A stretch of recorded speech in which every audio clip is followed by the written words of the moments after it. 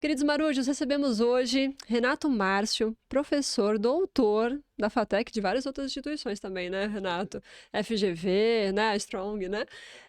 E o Renato comentou não só sobre as áreas que ele atuou, porque ele já esteve aqui no podcast várias vezes, mas ele trouxe uma coisa muito interessante, o Data Overseas, que é um aplicativo, uma solução incrível que está sendo aplicada no Porto de Santos, né, com o apoio da autoridade portuária, mas pode ter soluções para várias áreas também. Ele falou coisas surpreendentes e contou também vários conceitos e polêmicas, né? Ele já viu acontecer algumas coisas com carga abandonada, que eu não vou falar o que é porque você vai assistir. Ele já viu acontecer muitas avarias, já viu acontecer assalto no porto. Então, assim, você precisa assistir esse episódio até o final, porque vale muito a pena.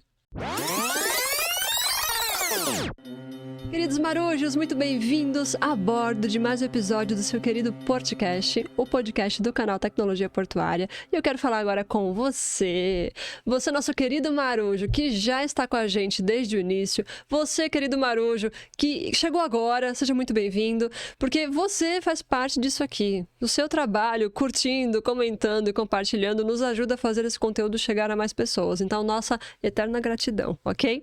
E eu também quero agradecer nossos queridos patrocinadores que ajudam a manter toda essa estrutura. Nossa querida T2S, tecnologia e software para o setor portuário, especialistas há mais de 20 anos no setor portuário com o TOS, né, que é o Sistema Operacional dos Terminais. O Data Recintos, que também é o nosso apoiador aqui no canal e é um software que ajuda os recintos alfandegados a migrarem as informações para a Receita Federal. E a Logcomex, que trabalha com inteligência de mercado, com Big Data e inclusive soluções de inteligência artificial para o mercado de comércio exterior. Então vale a pena você acompanhar o site desses nossos queridos apoiadores que nos ajudam a fazer tudo isso acontecer. E como o nosso canal adora falar de tecnologia portuária, estamos recebendo hoje uma pessoa que vai trazer soluções incríveis que você nem imagina do que está acontecendo relacionado à tecnologia para o porto. Então muito obrigada, professor Renato Márcio. Seja bem-vindo.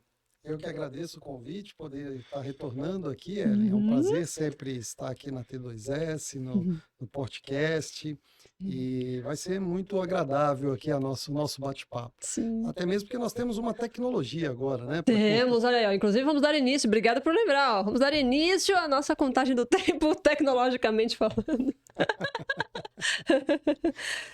Muito obrigada aí pela tua presença.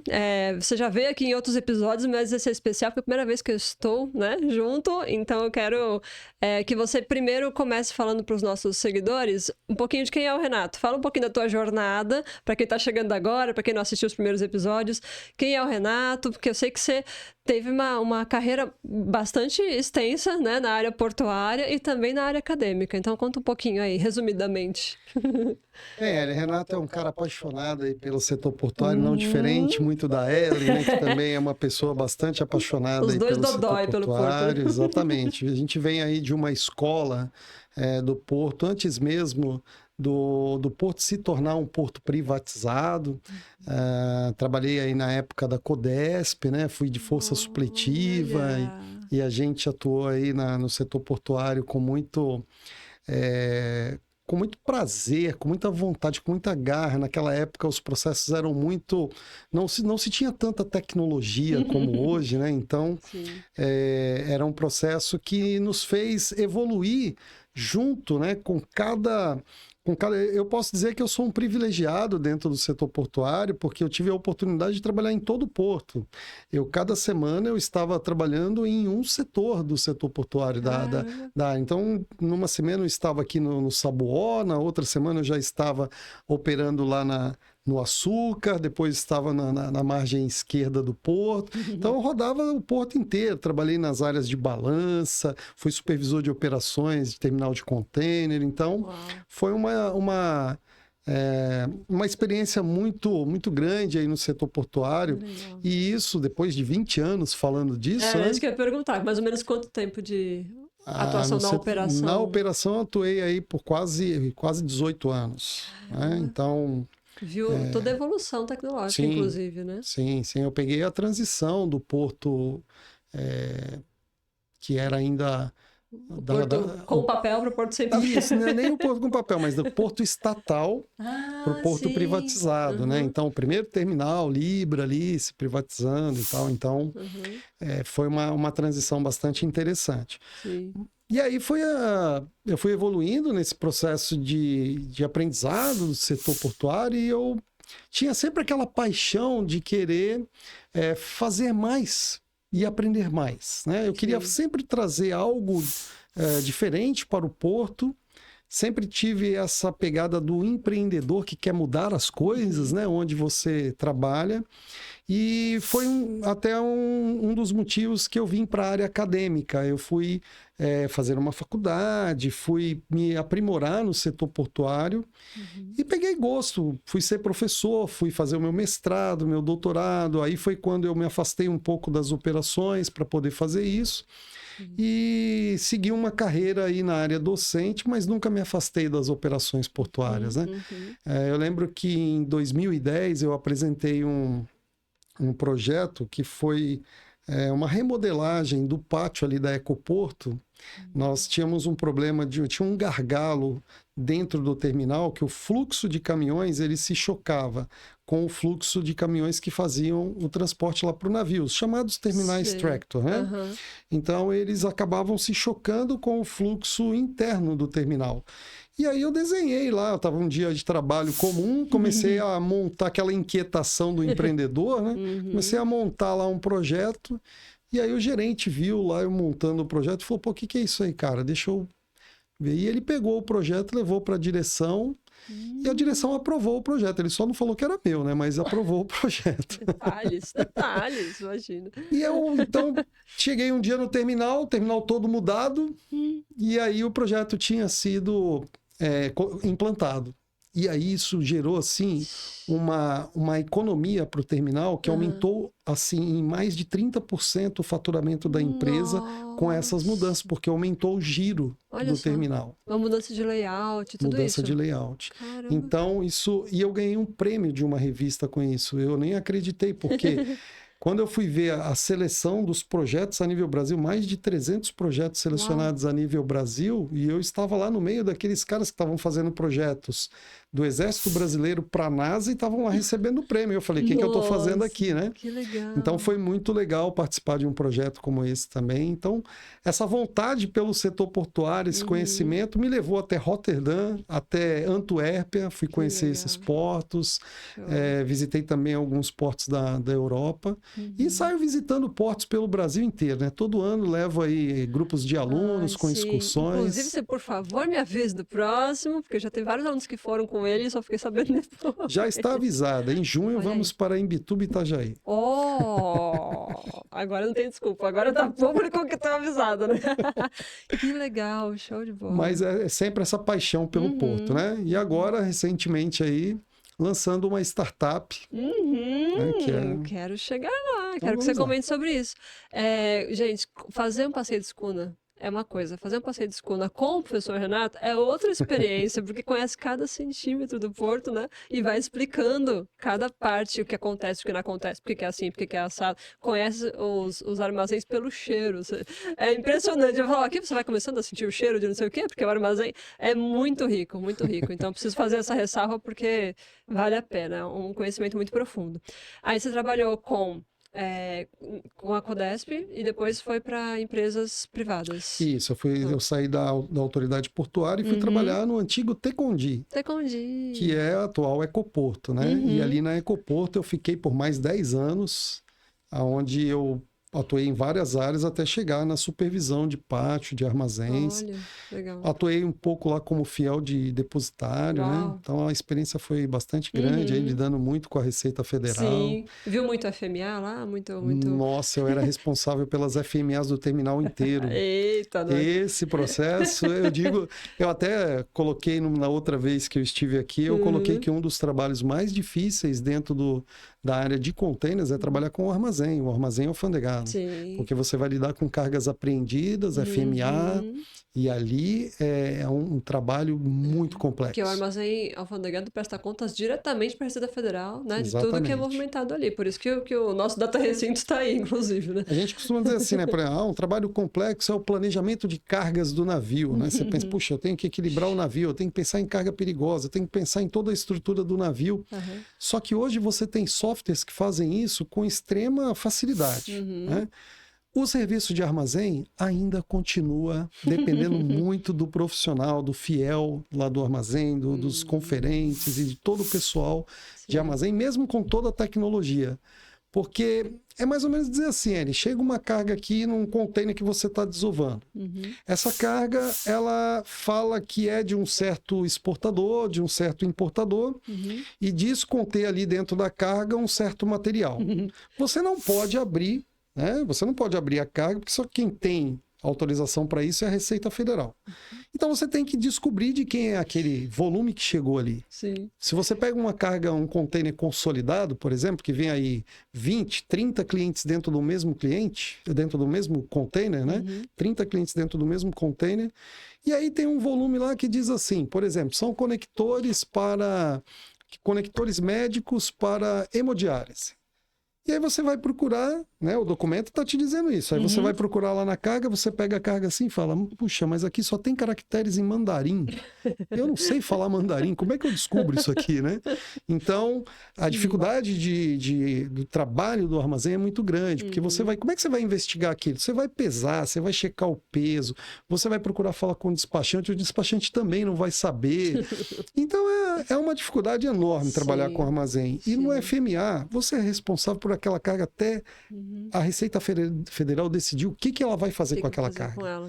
Então, Só fazendo uma legenda para a galera que não conhece, a FMA é a ficha de mercadoria abandonada, né? Então, a gente está falando da carga que vai ser apreendida. Apreendida aí pela Receita Federal e fazer um saneamento. É aquele tipo de carga que a Receita fala assim, olha, eu vou fazer uma doação disso daí. Ou eu vou incorporar no patrimônio público, ou então eu vou colocar a leilão. Sim. Né? Ou então eu vou destruir. São as 4 destinações. Então, imagina que essas cargas podem ficar lá no terminal por anos. E qualquer coisa que acontecer com essa carga, quem eles vão chamar? O fiel do armazém. O fiel depositário.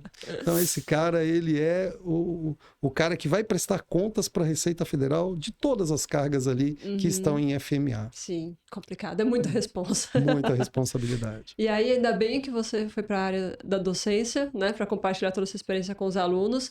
E também tem a área do empreendedorismo, que eu quero... A novidade, né? Porque esses detalhes você já contou em outros podcasts. Agora eu quero que você comente sobre essa tua empreitada aí. Que soluções está trazendo? Tô sabendo que tem um aplicativo, né? Sim. Um aplicativo que vai trazer muita solução para o nosso porto, mas também pode ser para outros portos, ou não? Explica mais ou menos o que é. Sim, na verdade, e não é só para portos. Nós estamos desenvolvendo para os portos, mas ele tem um viés de atender até mesmo as cidades, né? Cidades inteligentes que querem usar a inteligência artificial para poder conectar vários processos de identificação, vai poder utilizar a nossa tecnologia. Olha. Então, basicamente, a gente vou começar pelo começo. Do começo, tá bom? O que é o Data Overseas? O Data Overseas, o que é o Data Overseas? O Data Overseas surgiu num hackathon dos portos em 30 de junho de 2024. É mesmo? Onde a autoridade portuária lançou um desafio chamado ESG Challenger, a parte de sustentabilidade aí do porto, o ESG, né? Sim. E nós nos inscrevemos, ou seja, um professor e mais 4 alunos da área de ciência de dados, alunos da FATEC, e resolvemos encarar o desafio. Foram 8 equipes que passaram até a fase final de inscrição e nós competimos lá na fase final com mais 4 finalistas, né, do programa. E a ideia desse ESG Challenger era gerar uma equipe campeã que fosse abrir uma startup, uma empresa pelo sistema Inova Simples do governo, que ninguém conhece esse sistema ainda. Nossa, não te confidencializando aqui. Nem o governo sabe como lida com isso. Os contadores estão aprendendo. Desesperados. Nós estamos ajudando eles a aprender, né? Então, assim, essa é uma parte bastante que nós estamos encarando assim, muitos desafios, né? Nessa parte do Inova Simples, que é uma nomenclatura muito diferente aí. Sim. Mas foi aí que surgiu o DataOverseas. Nós criamos uma solução, foram colocados alguns temas, né? Como, por exemplo, como combater o assédio moral e sexual na área portuária, como fazer a diversidade e inclusão, né? Programas de diversidade e inclusão. Legal. E tinha essa parte ambiental, que poderia ser ligado aí à área de resíduos, e nós escolhemos essa. Como ajudar o porto a combater, a controlar, a monitorar o grande volume de resíduos. Tem até um dado interessante, Ellen, até para quem está nos assistindo, a gente vê que assim, a ONU, todo ano, ela registra, ela publica a quantidade de resíduos gerados no mundo. Sim. Até 2030, ela fez uma projeção de mais de 3 bilhões de resíduos, de toneladas de resíduos gerados no mundo. Só aqui em Santos, só aqui, ó, no Porto de Santos, a gente gera mais de 165 mil toneladas de resíduos. Então, são dados, né, que vêm da ONU, que vêm da autoridade portuária, que estão nos relatórios. Esses dados, assim, impressionam, né? Porque... E quando fala resíduos, está falando de um monte de coisa, né? Então, pensa assim, ó. Como que um resíduo pode afetar os terminais portuários?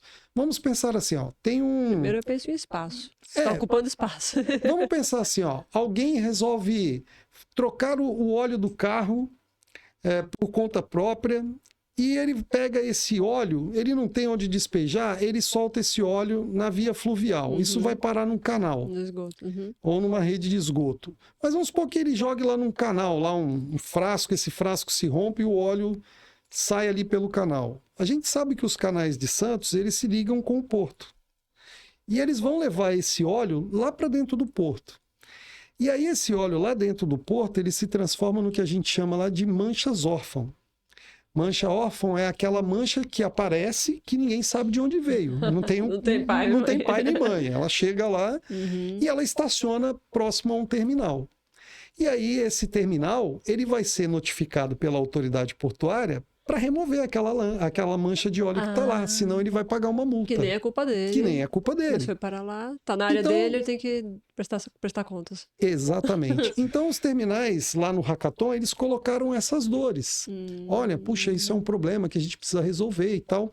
Então nós fomos procurar apresentar dentro do Hackathon uma solução para isso. Certo. E aí a gente pensou assim, puxa, por que não usar uma IA que possa identificar isso, que possa fazer a gestão e o monitoramento desses resíduos no setor portuário. Legal. Então foi aí que a gente apresentou uma solução lá no Hackathon, buscando identificar e classificar o resíduo. Puxa, isso aqui é um resíduo perigoso. Então dispara um alerta lá para a autoridade portuária que precisa ser retirado. Teve um terminal até que eles nos confidencializaram que teve um cavalo que ficou por 4 dias em decomposição no mar em frente ao terminal. Não acredito. Recentemente, um cavalo morto na água, em decomposição ali. Gente. Esse material chega às praias.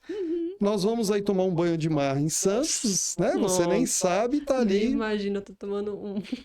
Você tá com restos de um animal que estava em decomposição. Gente. Recentemente apareceu um porco aí na praia, né? Eu não sei se foi alguém querendo fazer alguma brincadeira aí com os palmeirenses, mas né, apareceu um porco boiando aí na praia. Nossa. E foi bastante caótico isso daí, né? Então, a nossa tecnologia, ela visa fazer isso. No primeiro instante que for detectado um resíduo no mar ou um resíduo em terra, Sim. já ser notificado ali para que seja coletado, porque existem resíduos que há uma necessidade de você dar uma resposta mais rápida, né? Sim. Você retirar ele do ambiente mais rápido.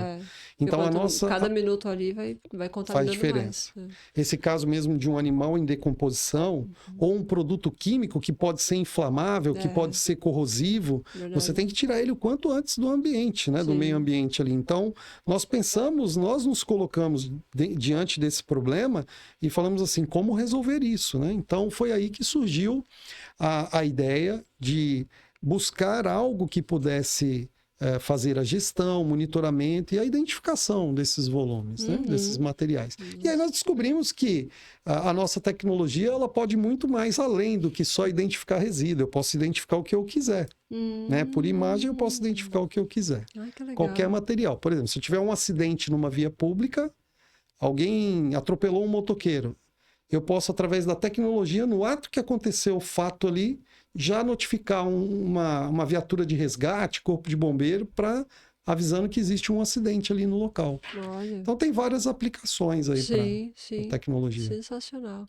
E aí, você vê, né, como o espírito empreendedor está na veia. Porque você estava tranquilinho, trabalhando, né? Poderia só dar sua simples aula. Não, botou fogo nos alunos para se inscreverem no hackathon sem saber o que ia vir, né? Porque geralmente nos hackathons eles não passam com antecedência os temas específicos, né, dos desafios. É encarar o que vem pela frente. Chega lá para passar 24 horas sem dormir para poder saber o que vem, o que vem de desafio. Aí vem o desafio, vocês tiveram a ideia de fazer ali na hora e vocês ganharam em primeiro lugar, é isso? Isso, nós somos a equipe vencedora do hackathon. Onde que aconteceu? Aqui no Parque Tecnológico de Santos. Tudo bem. Né? Tecnológico, o pessoal aí do Senep também deu todo o apoio, o pessoal da Autoridade Portuária e...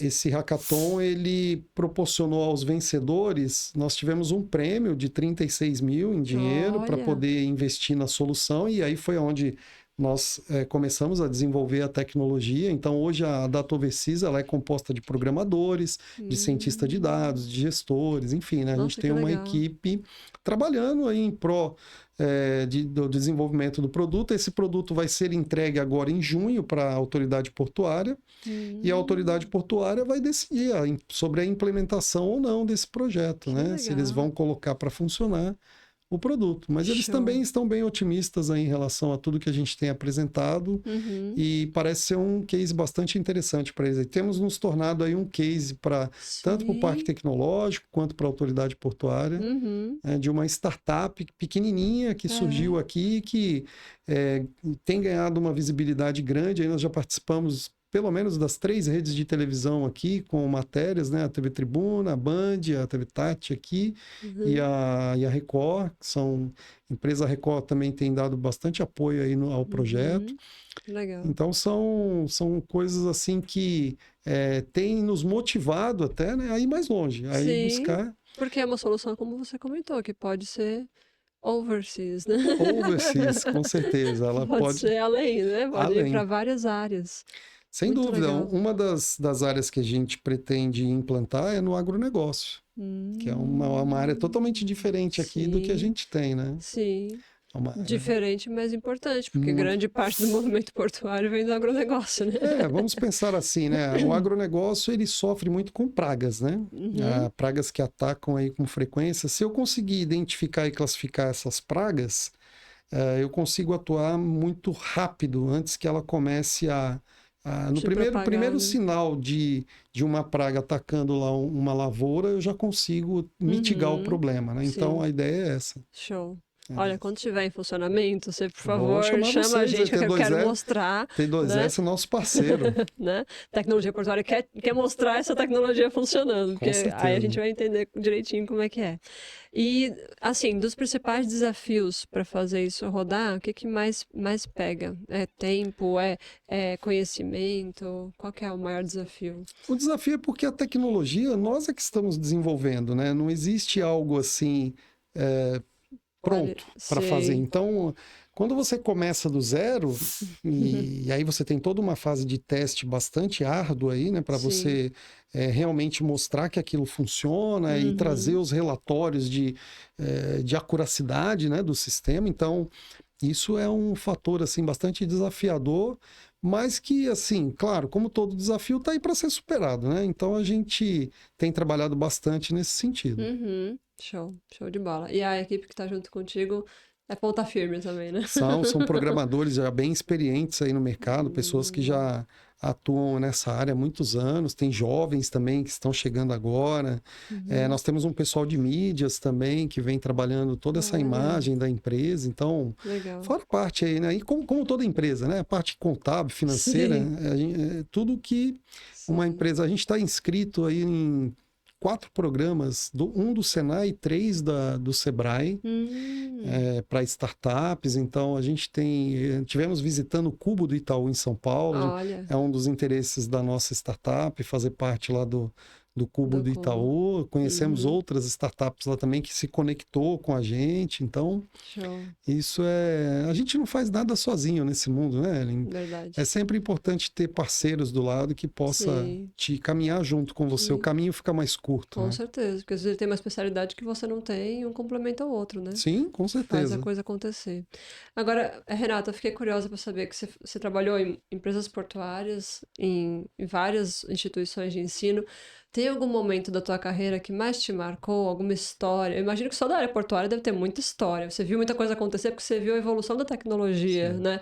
Tem alguma coisa que te marcou nessa carreira toda? Ou perrengue, ou coisa emocionante? Emocionante tem. Muitas.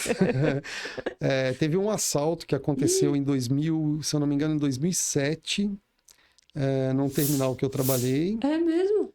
E Nossa. Vieram cerca de 30 homens vestidos com roupa da Polícia Federal, invadiram o terminal por mar e por terra.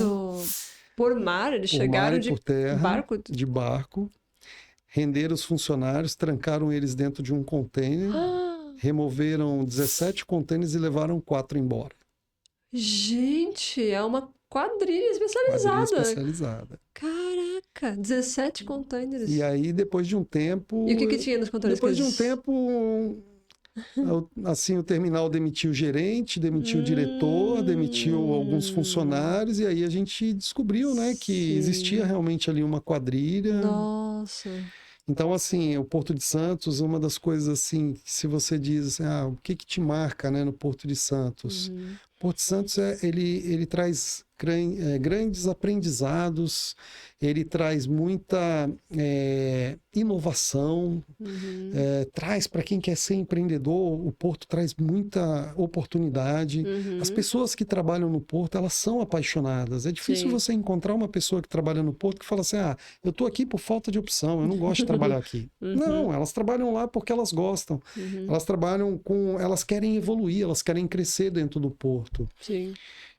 Mas por outro lado, a gente sabe que existe esse outro lado do Porto que não é tão colocado na mídia, não é tão divulgado, mas que existe, ele é real, ele é um mundo paralelo. Vamos dizer assim, a nossa dark web do Porto. Né? Ele é um mundo paralelo ali. Então, esse é um lado assim que me entristece um pouco, porque eu vivi nesse ambiente e você vê o quanto é difícil você viver uma vida honesta ali, porque você está vivendo no meio de pessoas corruptas, né? Que você nem sabe que elas são corruptas, você está acreditando que elas são pessoas, né, de bem, que querem honestas, e você vê às vezes que o seu crescimento às vezes demora um pouco mais para acontecer. Por quê? Porque você não faz parte do esquema. E não é por falta de competência sua, falta de conhecimento, é porque quem está acima de você está... Então, isso é uma das coisas que me marcou, assim, no setor portuário, mas isso não me desanimou, pelo contrário, eu sempre combati, né, essa questão porque eu carrego comigo, Ellen, uma coisa que eu entendo como ética, né, em qualquer área. O que é a ética para mim? A ética para mim é um pouquinho diferente do que o dicionário diz lá, né? O dicionário diz que ética é um conjunto de valores colocados, né, impostos pela sociedade. Para mim, ética é diferente. Para mim, ética é você fazer o certo quando ninguém está vendo. Se você faz o certo quando ninguém está vendo, você vai fazer certo quando está todo mundo vendo, que é mais fácil. Exatamente. Então, aquele negócio de um funcionário pegar aqui, vou levar 5 folhas de papel A4 aqui para imprimir um trabalho meu em casa, que você tira da empresa. Cara, isso é certo? Não é. Então, trate a empresa como se ela fosse sua e haja de forma correta, né? Então, eu acho que o que falta muito hoje nesse perfil dos jovens e dos trabalhadores, não é que não estou falando de desonestidade, mas eu estou falando de fazer o certo. Não importa. Muitos deles querem pegar atalhos, ir por um caminho mais rápido. O jovem de hoje, ele é muito imediatista, né? A ansiedade, né? Ansiedade, a era da ansiedade. Nós também fomos jovens aí e tivemos esse imediatismo também, mas a gente tem que entender que o caminho para você construir uma carreira na sua vida, para você obter sucesso, ele é um caminho que ele passa por etapas, você não pode pular etapas aí. E o jovem hoje, ele quer saltar de uma etapa e já entrar como CEO de uma empresa, né? Então, tudo bem, se ele tiver competência para isso, mas a competência, ela vem com o tempo. Construída. Aí você constrói, você... É um processo, né?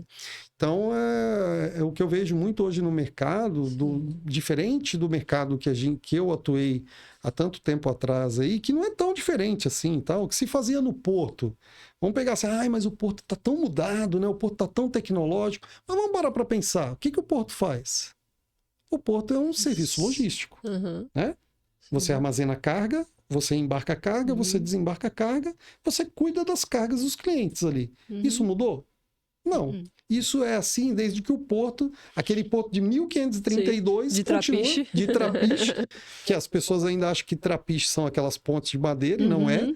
São os armazéns de madeira, que muita gente não sabe, né? Sim. Então, desde os trapiches, o porto continua armazenando, transportando e entregando. Esse é o trabalho do porto. Se você entender isso e fizer isso com qualidade, com maestria, você vai ter o teu cliente sempre ali, você vai fidelizar o teu cliente, porque isso o atendimento hoje é uma das coisas mais importantes para qualquer setor de serviço. Exatamente. E a logística é um serviço, exatamente. Né? Eu li, não lembro aonde, não lembro qual foi o autor, mas eu concordei plenamente com essa questão de as pessoas ansiosas para chegar a sua carga logo, né? E empresas de distribuição, de logística que entregam cada vez mais rápido, né? Tem várias comprinhas que a galera faz hoje e chega no mesmo dia, né? Exato. Mas o que as pessoas estão buscando, às vezes, não é nem a carga chegar logo, é a informação sobre a carga chegar logo. Porque uma coisa é você comprar um produto e ficar esperando um mês sem saber absolutamente nada dele. Outra coisa é você comprar um produto, esperar um mês, só que semana que vem chega uma atualização. Fala, seu produto saiu daqui e foi pra ali. Aí você já dá uma paz no coração. Seu produto saiu daqui e foi pra ali. Agora seu produto está não sei aonde. Você tem um workflow, né? Isso vai dando... Então a gente está na era da informação, exatamente. Sem dúvida. Essa questão é importante das pessoas entenderem para administrar, né? Porque o trabalho a ser feito vai ser o mesmo. É o que você falou, receber carga, armazenar a carga, entregar a carga, mas a forma de fazer e as informações que tramitam hoje em dia estão muito mais ágeis, né? Eu sou empreendedor desde os 13 anos, Eu tive bicicletaria, eu tive empresa de eventos que eu tenho até hoje. Essa parte eu não sabia. Eu tenho uma empresa de eventos, você citou aqui o passeio de escuna, né? Legal. Eu já passou comigo no passeio de escuna mais de 6 mil pessoas no passeio de escuna. Eu tenho isso catalogado e eu trago aqui desde empresários de diversas áreas aí que querem visitar o porto e olhar para o porto com um olhar de negócio, até mesmo escolas, né? Escolas técnicas, universidades. Já trouxe gente aqui do Mackenzie, já trouxe gente da USP, já trouxe gente de todas as universidades de São Paulo. Que legal. Então, e teve até uma vez que eu trouxe um pessoal aqui estrangeiro que queria conhecer o porto, né? Fui apresentar o porto para eles. Recentemente levei um grupo de 30 alunos de uma universidade em Candense, na França. Olha! Que vieram aqui visitar o porto, o terminal da Eldorado, e fizemos o passeio de escuna, também apresentei o porto para eles. Então, vejam, é um trabalho de paixão mesmo, né? Você vê que o porto ele está no meu dia a dia, né? Mas quando a gente fala aí de, por exemplo, essa questão de aproximar as pessoas do porto, por exemplo, né? Tem muita gente que mora em Santos e nunca ouviu sequer alguma coisa. Tal da relação porto-cidade, que aqui é bem ruim, né? Exato. Para não falar nula. Mas, assim, temos esperança de que esteja melhorando, né? Porque já tem algumas ações que estão mais integradas, né? Eu fui até recentemente num evento no Senep, com o apoio da autoridade portuária, que era para aproximar os jovens das escolas públicas para eles conhecerem o porto, conhecer as profissões do porto, né? As diferenças básicas entre os navios. Achei muito interessante. Legal. Mas, assim, é uma ação pequena, tem que... né, potencializar, porque a relação porto-cidade é bem isso que você falou, quem mora na cidade e não trabalha no porto não tem ideia do que se trata, né? É verdade. Não tem ideia. Eu sempre comento isso aqui porque me marcou bastante quando eu fui para Hamburgo. Em qualquer cantinho que você vá, qualquer estabelecimento comercial, você vê a paixão que o povo tem pelo Porto de Hamburgo, né? Você vê coisa escrito Porto de Hamburgo, você vê o coraçãozinho, vê uma âncora, né? Vê uma boia, você vê sempre alguma coisa relacionando o amor dos cidadãos pelo Porto. E aqui eu não vejo isso, eu sinto essa distância. É verdade. Quando eu visitei o Porto de Roterdã, na Holanda, eu vi, por exemplo, praças dentro do Porto para que as pessoas pudessem se sentir dentro do Porto, o que a gente está fazendo agora aqui no Parque Valongo. Né? Então, as pessoas têm esse olhar de pertencimento de que o Porto é delas também. Sim. É uma área que não é só para um terminal, para um navio. Então, lá eu via crianças andando de bicicleta, de skate, pessoas caminhando, fazendo Cooper pela área do porto. Então, são áreas assim que o porto, a cidade precisa tomar esse protagonismo de entender, né, até de que o porto também é da cidade. Sim. E que os próprios cidadãos de Santos podem cobrar mais essas ações de que o porto também dê uma contrapartida no sentido de, poxa, por que não construir uma área ali que integre a cidade, como um shopping, um parque, sei lá o quê, que possa integrar a cidade, que existem projetos já para isso, né? Então, integrar a cidade com o porto, isso é fundamental. Fundamental. E muito importante que aconteça. Importantíssimo. Importante. Para gerar esse pertencimento, você comentou, porque antes disso só tinha quando a pessoa vai lá assistir os cruzeiros saindo, né? Era o mais próximo que o cidadão tinha de porto, né? De ver o navio se distanciando do porto. Né? Então, eu escutei falar uma vez que 65% do ISS da prefeitura vem do porto. Nossa. Então, quer dizer, paga uma boa parte aí das contas da nossa cidade, né? Sim. E qual é a contrapartida que a prefeitura coloca para a sociedade e para o porto, né? É até impressionante a gente olhar para o porto de hoje, em pleno 2025, Ellen, e olhar para áreas que ainda não tem o transporte público ali. Sim, você não tem ônibus, você não tem um VLT que passa por dentro do porto para levar os trabalhadores até um terminal. Sim.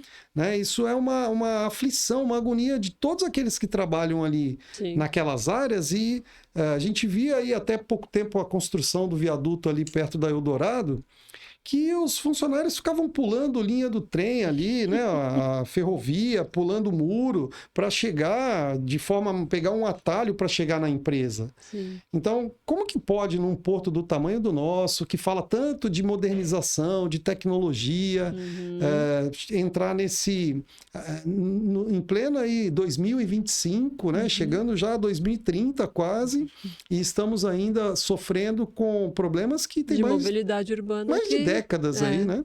Que a gente fala dos mesmos problemas. Sim. E aí a gente vê o Porto falando assim, né? Isso é notícia, né? Até nas principais mídias. O terminal tal tá colocando uma automação aqui, o guindaste agora vai ser operado remotamente e tal. São espécies aí de automação, de robô, de não sei o quê. Aí, quando eles falam isso, me vem um livro na cabeça, que você deve conhecer muito bem esse livro. O livro A Meta. A Meta, que tem um filme até, eu super indico para quem está nos assistindo. Assistam. O livro A Meta. É sensacional. Que no livro A Meta tem uma frase interessante do professor lá, fala assim, né? Você implantou robôs lá na sua fábrica e esses robôs estão fazendo você ganhar mais dinheiro? Aí ele fala, não, ele só aumentou a nossa eficiência. Aí ele fala assim, então você acha que uma empresa, ela compra robôs, ela automatiza o seu processo para exibir as suas eficiências? Não, a empresa, ela precisa ganhar mais dinheiro. Então ela não pode dizer que ela é produtiva ou mais produtiva se ela não ganha mais dinheiro. Então, isso é uma frase, né, do filme lá e do livro que deixa muito claro, não adianta os terminais ficarem fazendo grandes investimentos em automação se não for para aumentar o ganho deles, se não for para aumentar o lucro. Não adianta muitas vezes você capacitar lá inúmeros funcionários que você tem para operar tecnologias cada vez mais modernas, mas se essa tecnologia não tem um impacto direto no lucro da empresa, nos ganhos da empresa. Sim. Porque a empresa, ela precisa lucrar para sobreviver. Então tem que ter... eficiência é legal, mas o que essa eficiência trouxe, né? Exato. Eu economizei tempo. Economizando tempo, eu abri espaço antes para receber mais carga, então eu posso vender mais espaço, aí sim vou ganhar mais dinheiro, mas só se isso acontecer, para você ter certeza. O filme traz até um dado interessante, que é uma indústria, né, de produção de peças intercambiáveis e eles tinham um problema que não era questão de eficiência, não era uma questão de não ter recursos dentro da empresa para fazer o que eles precisavam fazer, mas sim, eles tinham recursos ocultos e que eles não conseguiam através da gestão. Então, veja, você pode ter o melhor equipamento na sua mão, mas se o seu terminal não tem a melhor gestão, você vai perder eficiência, você vai prejudicar o teu lucro, a meta da empresa. Né? Então, vejam quão importantes são as pessoas nesse processo. Porque olhem para todos os terminais que nós temos aqui. Ele tem ali um CEO, ele tem gerentes, ele tem todos os departamentos, e são essas pessoas que fazem o terminal se tornar mais eficiente, mais produtivo, trazer novidades, trazer inovações para dentro da empresa e melhorar o processo operacional, o processo financeiro, administrativo da empresa. Então, tem até uma parte lá no filme que ele fala assim, né? Esses robôs estão te trazendo mais dinheiro? Não. Então deixa esses robôs de lado.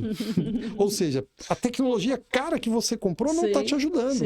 Então deixa esses robôs de lado aqui e vá olhar a sua empresa como um todo para depois você entender como esses robôs podem te ajudar a ganhar dinheiro. Faz completa diferença, né? Total tão atual, diferença. Né, para os dias de hoje. Exatamente. Né? E esse filme é antigo, o livro é antigo pra caramba. Década de 80. Exatamente. Isso me lembrou uma palestra do Mário Sérgio Cortella, que ele conta a história da fábrica de pasta de dente. Você já viu esse trechinho? Sempre tem um corte no YouTube já ouvi falar. Que eu gosto. É a fábrica de pasta de dente que estava com problema de tá indo pro mercado algumas caixinhas de pasta de dente sem a pasta de dente dentro, né? As caixinhas estavam indo vazias. E aí começou a ter reclamação e tal. E aí contrataram engenheiros para desenvolver um software e um braço mecânico com uma balança de precisão na esteira, que quando ela detectava que a caixa estava vazia, vinha o bracinho, parava a produção, vinha o bracinho mecânico, tirava a caixa e botava, e aí alguém tinha que ligar de novo a esteira para continuar. Começou a funcionar o sistema todo, que eles gastaram milhões para implantar, e aí resolveu, não teve mais reclamação de caixa de pasta de dente. E aí foram lá para agradecer os funcionários, para dar a notícia de que resolveu e deu certo o software. Aí os funcionários falaram, a gente desligou o software no primeiro mês, a gente não está usando faz tempo. Eles, mas por que não está usando? Porque dava muito trabalho. Toda vez que ela achava, ela demorava para parar, aí o bracinho demorava muito para pegar e estava atrasando nossa produção. A gente deixou ela de lado, desligou a máquina. A gente fez a vaquinha, comprou um ventilador, botou em frente a esteira e o ventilador fica ligado, e quando passa uma caixinha vazia, cospe para fora da esteira e tá resolvido o problema. Então, assim, o que gastaram 8 milhões para fazer com o sistema da NASA, do não sei o quê, os caras gastaram R$80 no ventilador e resolveram pelo processo, né? Redesenhar processo e pessoas. Isso é muito poderoso. Muito, muito. Se tivesse ouvido a pessoa desde o começo, o chão de fábrica, né? Que tá ali vendo o que tá acontecendo. Então, é o que a gente costuma falar em consultoria, né? Eu trabalhei com consultoria muito tempo também e na consultoria a gente tem um lema, né? Você vai na empresa falar para a empresa o que o cliente já falou para ela, só que ela não prestou atenção, né? O cliente chegou lá, ele reclamou, olha, você me entregou um negócio aqui que veio com a embalagem toda destruída, ou seja, ele está falando para você está pecando aqui, ó, no seu processo de embalagem. Você tem que corrigir o problema, enxerga onde que está o problema aí. Aí você fica bravo com o cliente porque ele reclamou, não presta atenção no que ele está te dando ali, ó, um insight, olha, você está precisando corrigir aqui. Aí você não quis dar ouvidos para o teu cliente, você vai e contrata o consultor para te falar o quê? Olha, você precisa corrigir aqui. A mesma coisa que o cliente falou de graça. Entendeu? Exatamente, genial.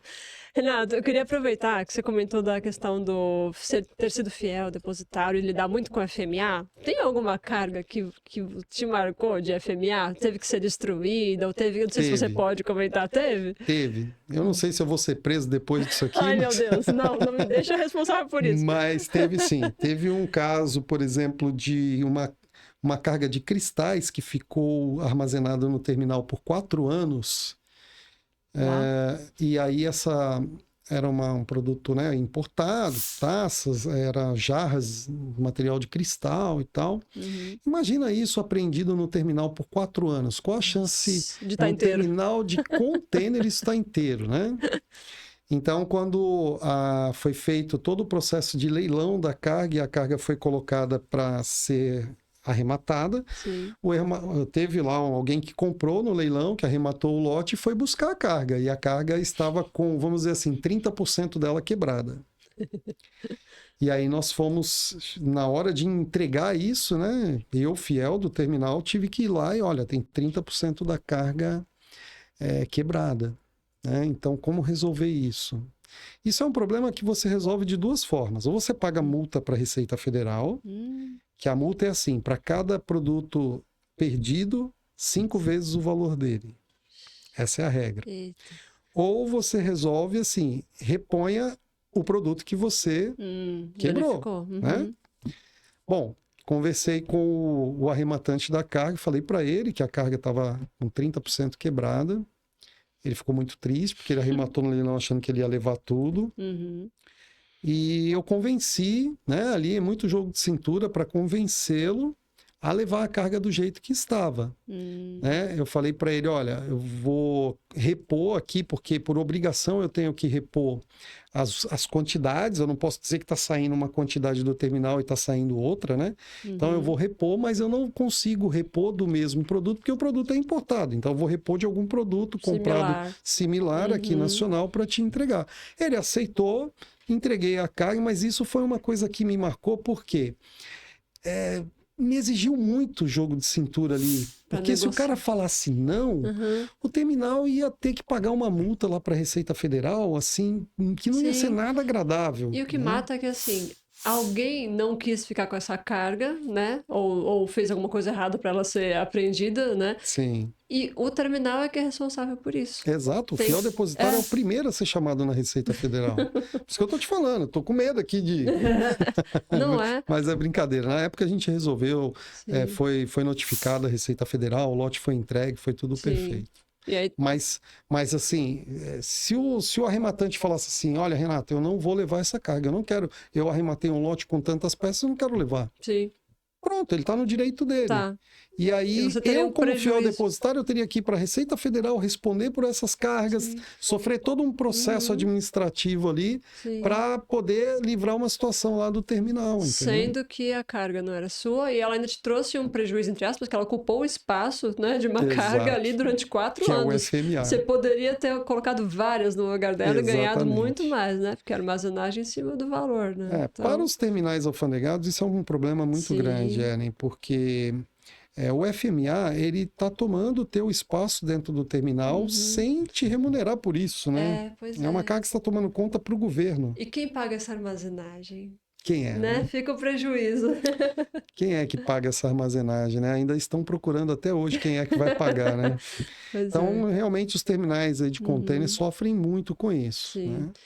Mas eu acredito que isso vai ser solucionado agora com essa nova proposta do INPE aí e do desembaraço sobre águas, né? Que as cargas não vão ficar tanto tempo mais parado aí no terminal.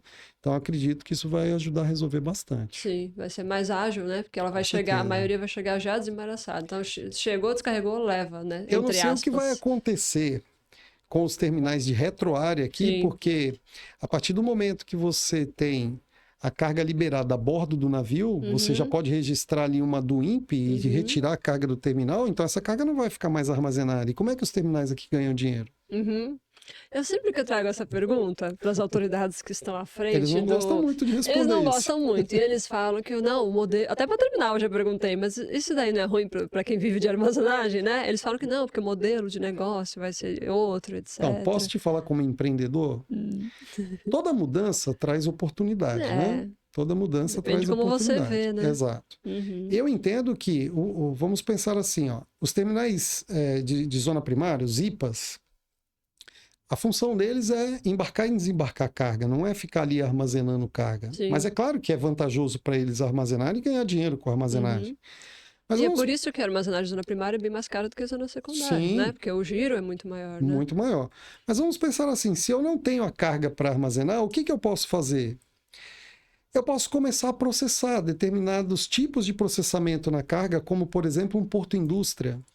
Será que eu posso trazer, por exemplo, uma carga de bicicleta que venha para cá semi-processada e eu termino o processamento dela aqui, eu monto ela aqui e ponho no mercado? Será que eu posso trazer computadores e montar eles aqui, colocar eles montados no mercado? Ou seja, esses terminais, principalmente aí os de retroárea, eles podem ter essa atividade de porto-indústria. Sim. Entendeu? Que a gente fala tanto sobre isso, né? Mas a gente não vê isso aqui na prática.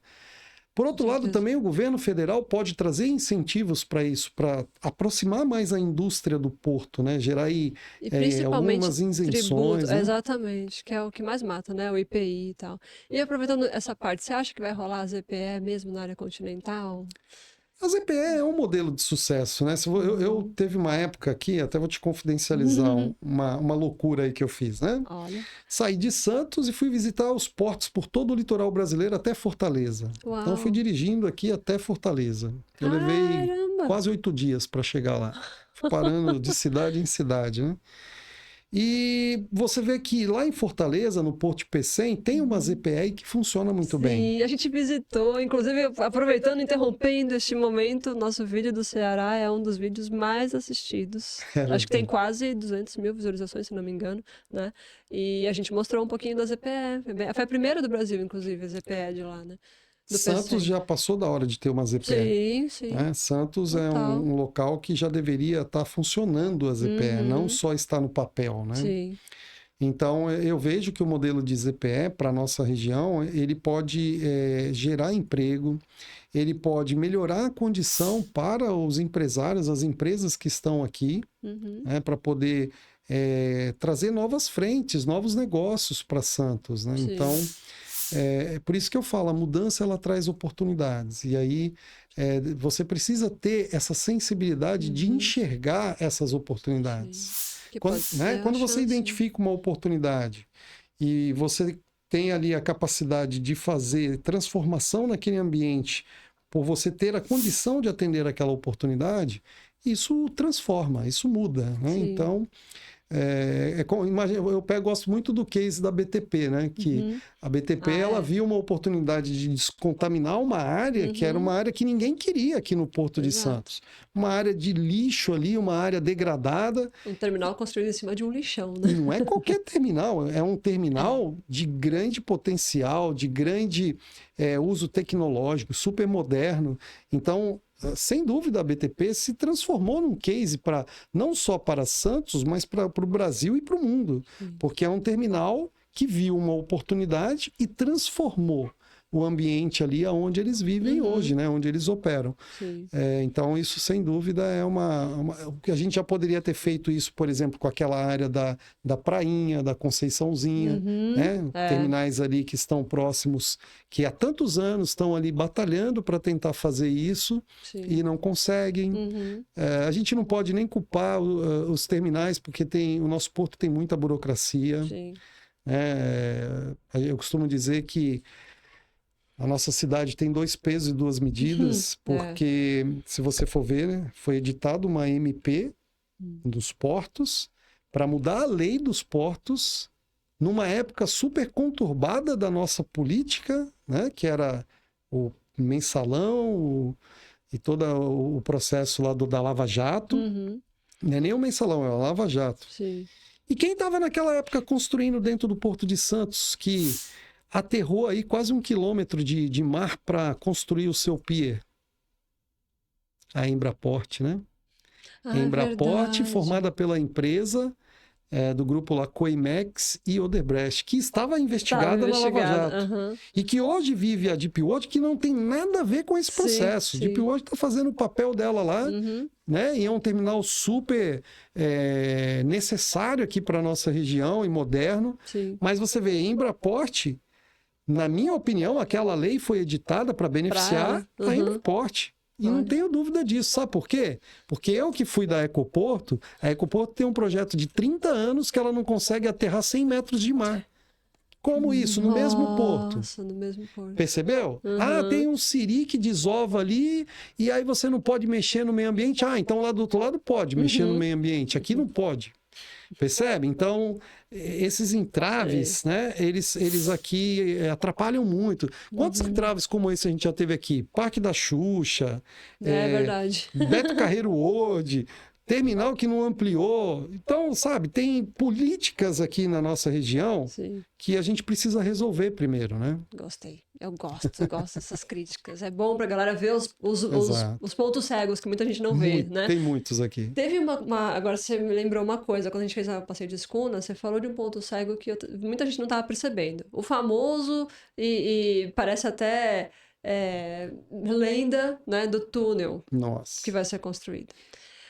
Quando a gente foi para a Europa, né, quando a gente foi para a Alemanha, eu passei pelo Elba, por baixo né, que liga as duas margens lá em Hamburgo, e tinha uma plaquinha que estava mostrando assim, uma placa com uma âncora e um risco assim de proibido, porque os navios não podem soltar âncora naquela região, porque é por onde passa o túnel. Então, dependendo de onde ele solte a âncora, pode ser que ele dê uma raspadinha no túnel e vai tudo literalmente por água abaixo. Qual a tua visão sobre o túnel? Você fez um comentário na escuna que eu achei muito interessante de ser avaliado. Então, eu acho que o túnel, na profundidade que ele está sendo colocado aqui, está sendo um erro gravíssimo, que eles não estão enxergando agora aqui no curto prazo, mas a longo prazo eles vão sentir isso. Por quê? O túnel está sendo colocado a 21 metros de profundidade.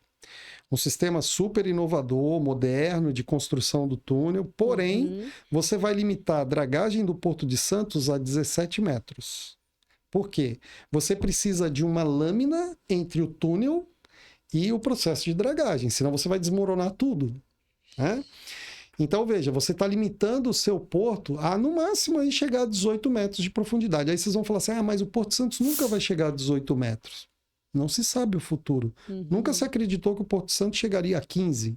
E hoje nós temos 15 metros. Roterdã, eles fizeram projeções para chegar a 18 metros. Hoje eles têm 23. E estão projetando o aumento. Então, vejam, se a tendência lá fora é de aumentar a profundidade, por que nós aqui vamos pensar em limitar nossa profundidade a 21, ou melhor, a 18, né? 18 metros de profundidade. Aí muitos falam assim, mas a partir daí nós vamos construir offshore. Aí você vai buscar a opinião de pessoas, de pessoas que estão aí no setor portuário, que estão nas frentes, na política, na gestão, no empresariado. Muitos são contra o porto offshore, porque fala da interação marítima, o risco que existe da construção e tal, é um risco muito alto. Então aqui já existe uma certa resistência a construção do porto offshore. Isso foi colocado no programa lá, quando eu participei do Porto Desafio. Nós colocamos essa questão da construção do porto offshore.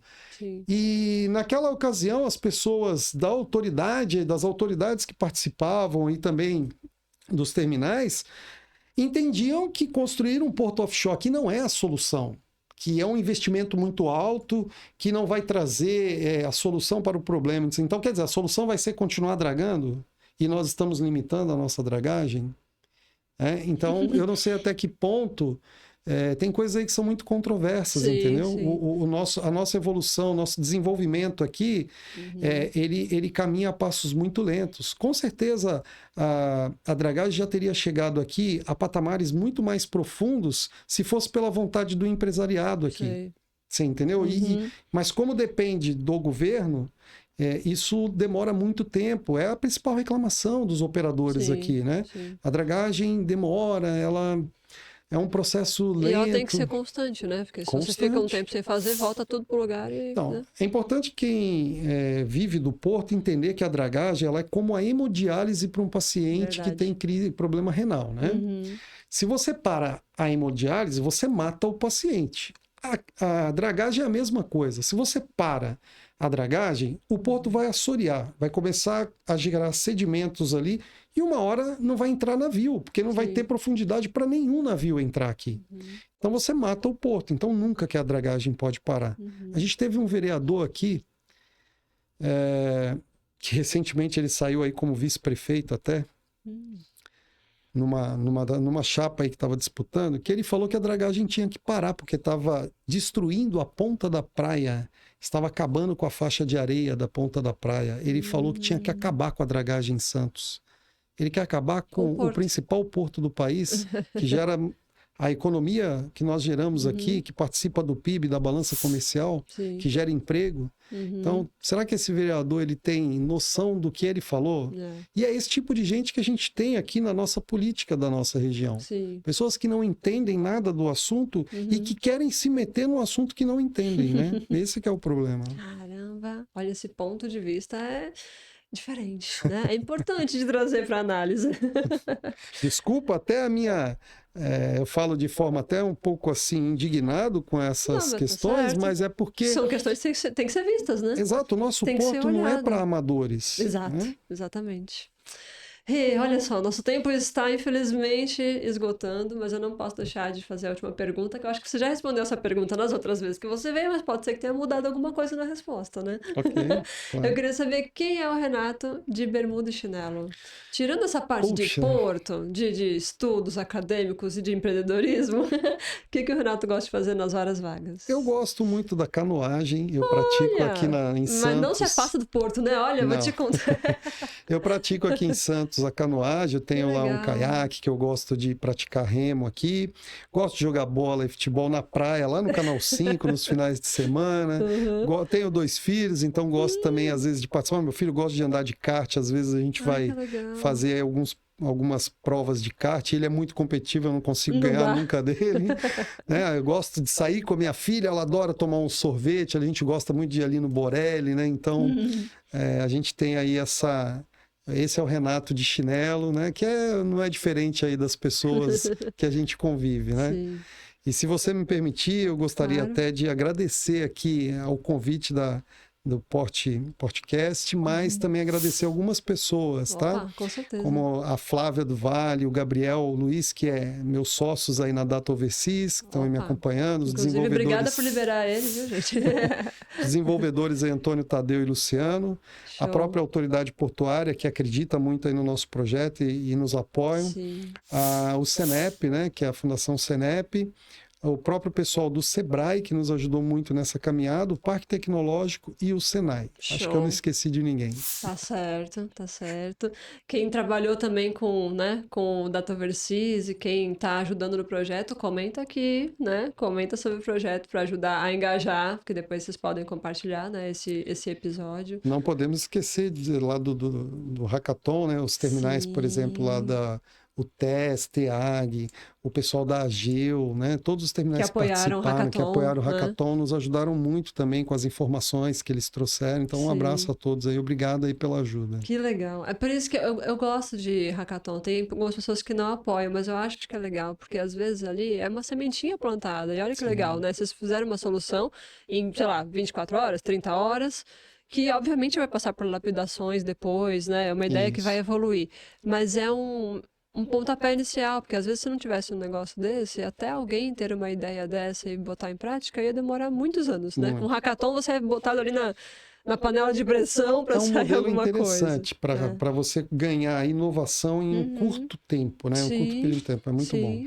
E pode gerar grandes projetos como esse, né? Com certeza. Muito legal. Com certeza. Uma curiosidade, quando você faz canoagem, você já viu algum animal assim? Já. Tartaruga? Já, eu vi tartaruga, vi arraia. É mesmo? Recentemente eu fui até a praia ali do Sangava e eu encontrei lá umas 2 arraias nadando por lá. Olha. Bem bonitas. Cheguei até perto.